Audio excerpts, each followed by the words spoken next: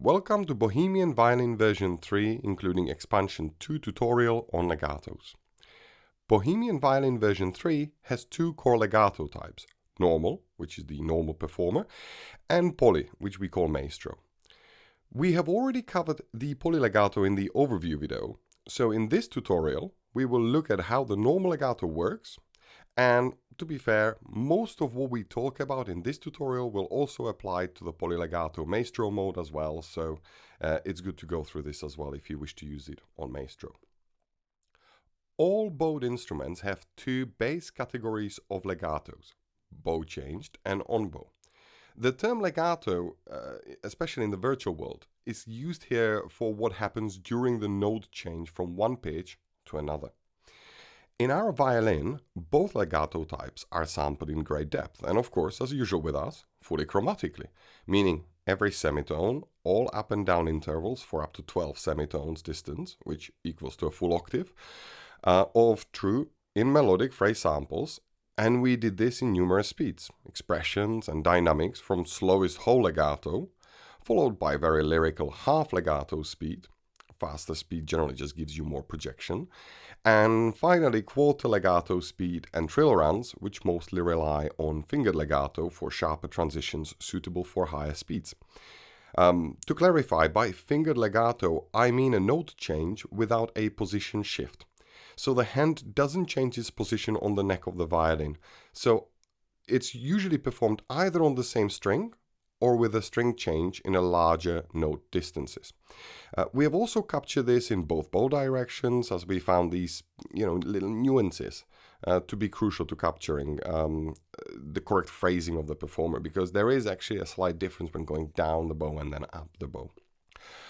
On bow will be used when you overlap the notes, and all of these notes will be played on a singular bow direction and connected on the same bow, while bow changed will be used when you play a new note without any overlap.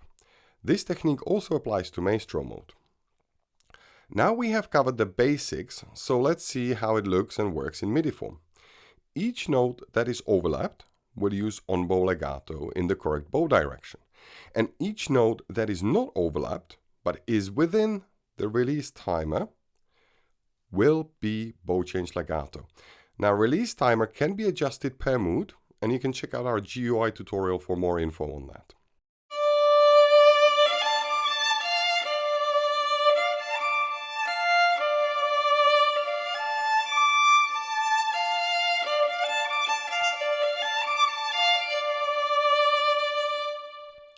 The correct legatos are selected by the performer. Of course, if you leave a larger gap that is longer than the release timer, you're basically indicating to the performer that the bow has completely ended and lifted off the string for a while. So it will use a completely new bow opening, like in the real world if you left a gap between the bow strokes. Now we have seen both of them in action, we will look at the bow changed on its own, and then we'll see how to combine it with the on bow. So we will start bow change only.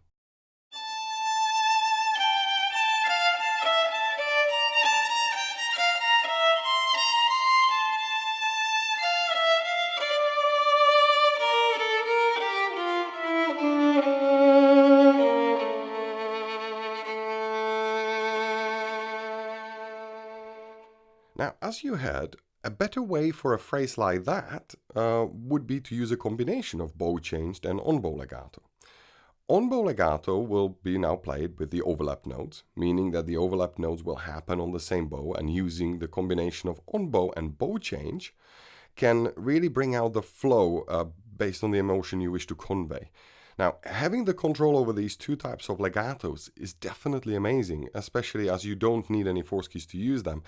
And in this piece, what I want, especially in the openings, I want it to be a fluid phrase and then followed by nice bow change legato.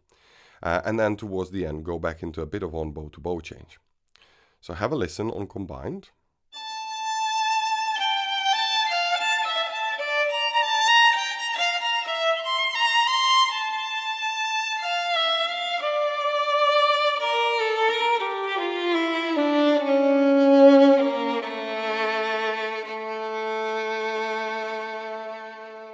Now, Both legato types, on bow and bow change, consist of further variations, such as fingered and slurred. These are determined by the legato type you use. Whole note and half note legatos will have combinations of fingered and slurred based on what would be the natural approach to the violinist in the given tempo and interval and expression, while the quarter note legato and trill and runs will use fingered legatos mostly, as mentioned earlier, because it's more suitable for fast passages or faster momentum. Each legato type is suitable for different phrases, and Performer takes care of this selection on your behalf. As you have seen in the early examples, they didn't use any force keys, but of course you can force specific legato types yourself. So now we have covered what happens when the pitch changes. But there is also a lot that can happen on a repetition of the same note as well. Well, we do have you covered here as well. So let's have a look at the rebow action.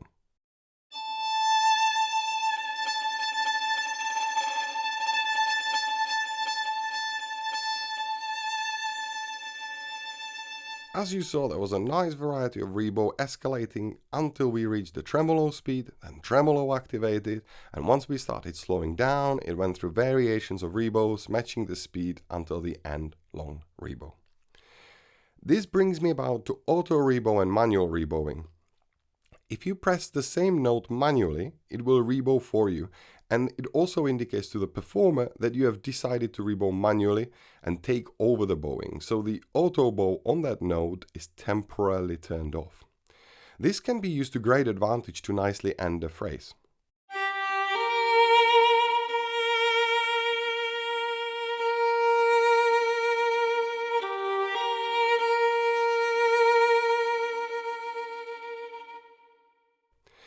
As you saw in the first example, when it landed on the new note and I held the MIDI, auto rebow continued rebowing infinitely until I ended the note. While in the second example, I repeated the note manually and the virtual performer realized that I took control of rebowing for that note, well, and let it end naturally.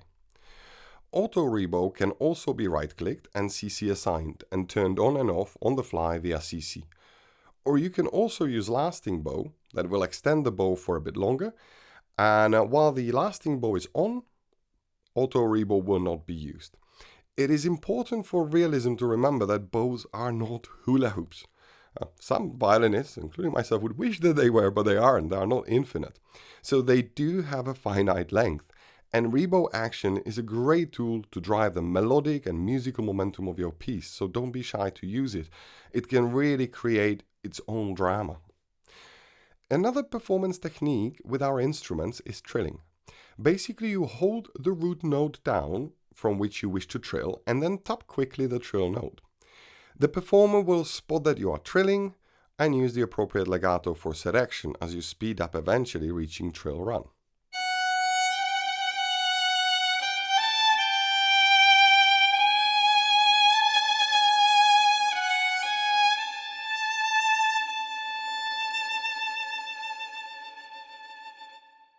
Lastly, you can also force Portamento on any of the transitions and it will give you a pronounced Portamento on the legato. We have again captured these in 12 intervals per each semitone, up and down, and in plural dynamics.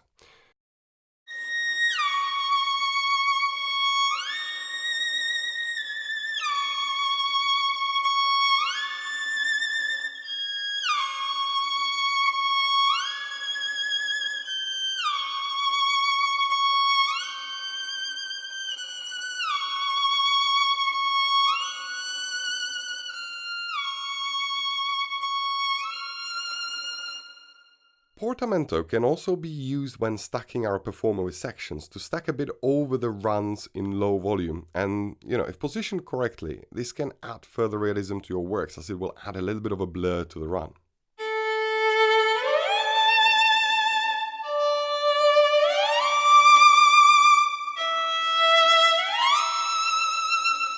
But please remember, and I'll keep saying this in every video where we mention Portamento, Portamento is like a rare spice. Think of it as saffron.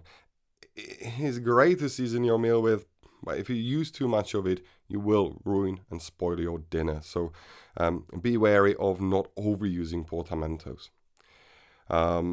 We've always said, at least us string players, that Portamento is absolutely great, but it should be used sparingly and carefully.